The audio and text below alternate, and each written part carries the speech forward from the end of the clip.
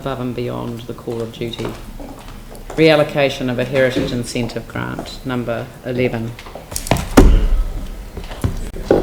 Sorry, who moved that? Aaron. Seconded Phil. Is there any discussion? Yeah, I want to hear from staff. I'm not sold on this one. Okay. Yet again, we will hear from staff on the Woods Mill 14 Wise Street, Addington. We've heard it twice before, so now we'll hear it for a third time. No. I'm not. I'm just acknowledging the fact that this is the third time that the council has looked at this grant. I'm wondering if Councillor Goff could be a little more specific than not sold on this one. It would help me to kind of I was wanting... Well, I don't know. Well, it wouldn't be that appealing with its track record.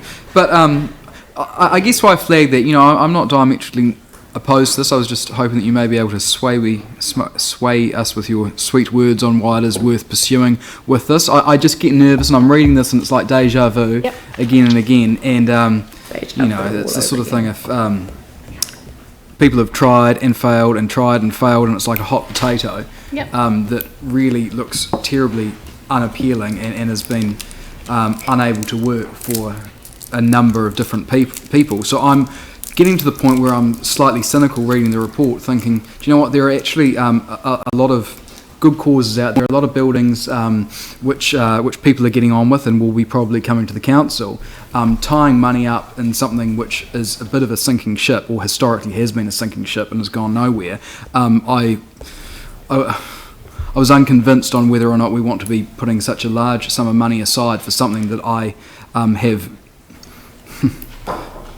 minimal confidence in at best that will actually get off the ground.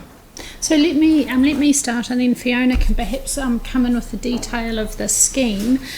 So Woods Mill is pretty much the last remaining industrial building that represents the kind of industrial past of the city, and you will recognise that things like the Edmonds building, and more recently, crumbs, it's just gone from my head, the one that was that the train went through where the cinema was. The train station? Oh, the woolen mill? The woolen store. Yeah. So this is the last remaining building.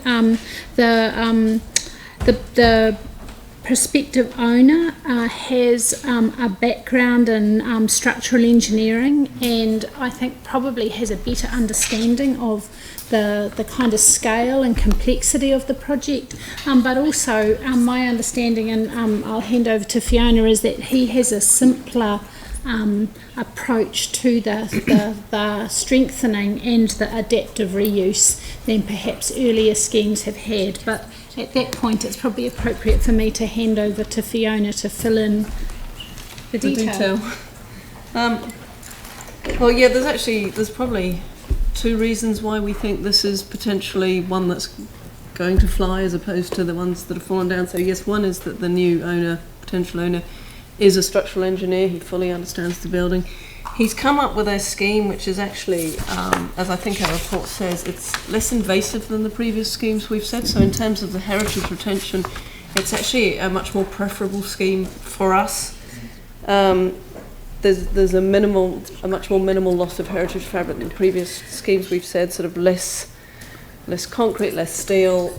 You're going to, the end result, you should actually read the building much better.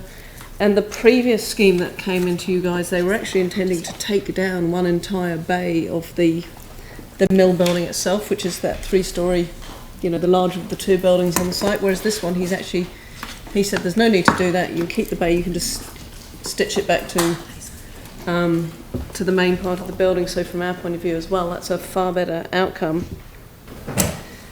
And the other sort of strand to why potentially this is going to work better is that I think they're looking at more appropriate uses. I mean, previously I think they've looked at trying to use the mill building as a hotel and things like that, and that was just problematic all round in terms of adapting it and using it, whereas this one, they're being quite pragmatic about it. So they're looking at commercial office space for both buildings, and the And for the mill building, I think sort of commercial office space all the way through, although potentially you could adapt the ground floor to sort of retail or something like that if that turned out to be more appropriate. But at the moment, office space is really the key thing in this area. And then potentially you've still got that sort of restaurant cafe use and the grain store next door, but with offices above. So I think it's better heritage outcomes, more pragmatic potential uses. This guy knows the building inside out. He's looked at the engineering on it before. He's done this worldwide as well in terms of the engineering, so he really knows what he's talking about in those terms.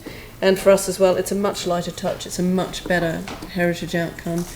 And this industrial, it's almost a complex because you've got the two buildings and the open space to the front of it, and it's a really rare thing for us to have in Christchurch now. So we are really keen to try and retain this one, which is why we keep sort of trying to move this grant on. And I think this looks like the best opportunity we've had so far with this complex.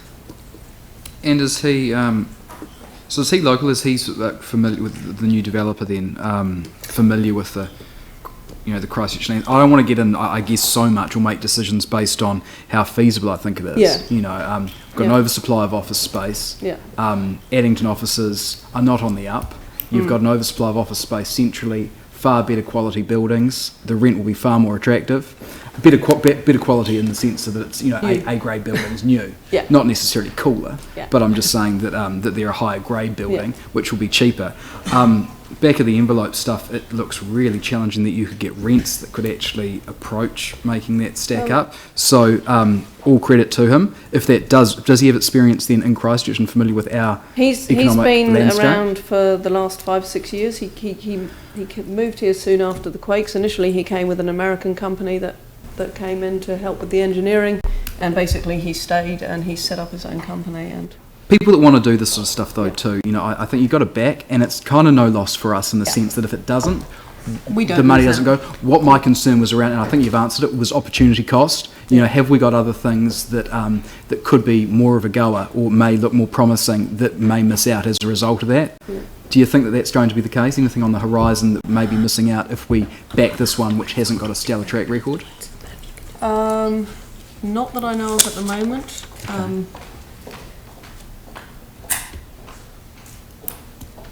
Sorry. There's potentially some people interested in grants at the moment, but nothing on this scale, and nothing that this. There are other grants that could fall within what we've got available, because this has already been allocated. The stuff that we've got coming through, there's still some money available for what I know of that might be on the horizon, and literally isn't yet. If that makes sense. And thanks, Liam, for letting us have a little bit. No, I think actually your question was quite useful because the explanation, certainly I think has just opened up people's eyes to the significance of the building in terms of what it represents. Because it's not just the fact that it's heritage; it's the type of heritage that it is. I remember when the Edmonds building came down, I refused to have anything to do with anything that ever replaced it.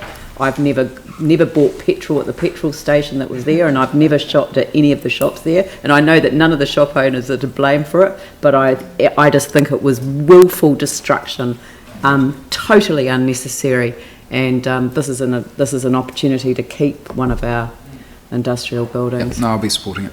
Aaron, Phil, and Tim Yarney. So on that Edmonds one, Madam Chair, is that the reason why you told your husband you wouldn't pick up a cookbook again for the last 20 years?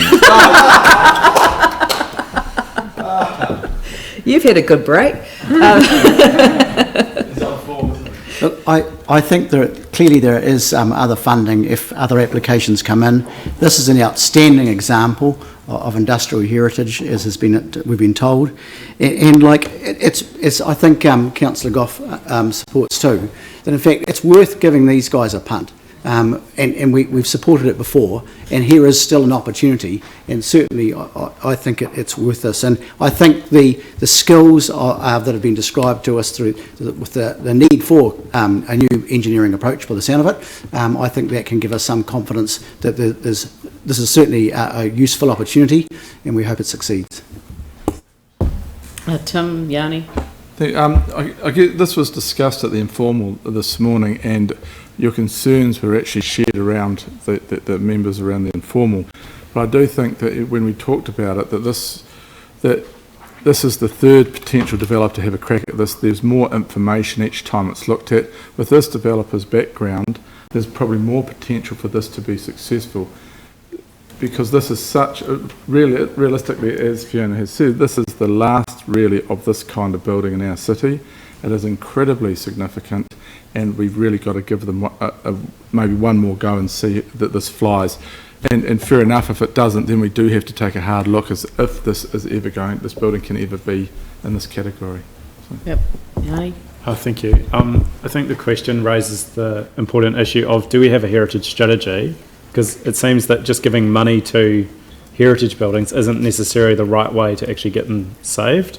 So is there a kind of, where is the heritage strategy at? And do you think it would be useful to have a bit more proactive thought into how we actually save some of our most iconic heritage buildings in the city, including grants, but also other things that we can do? So you will be well aware that heritage staff have been completely focused on the heritage provisions in the district plan review. That was one of the last chapters to be considered by the independent hearings panel, and so staff have literally just started to turn their mind to the heritage strategy, and it is on the work program, and we're working with Heritage New Zealand, Department of Conservation and other key stakeholders to look at what the scope of that Ngāi Tahu, to look at what the scope of that strategy should be, and in fact, is it a strategy, or what are the tools and levers that are needed now in the city? So we're just starting that work and starting those conversations. Very good. All right, well, I'll put the motion. All those in favour say aye. Aye. Those opposed say no. That's carried.